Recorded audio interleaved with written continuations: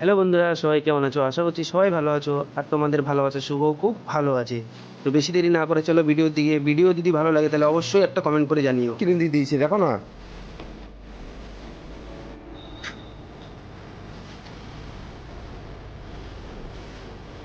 আমাকে দাও, দাও। মায়ের কাছে দিয়েছে চিপস খুলতে, বিশ্বাস হচ্ছে না আমাকে যদি আমি চিপস খেয়ে নিই। এই শুভ, এদিকে আয়, এদিকে আয়।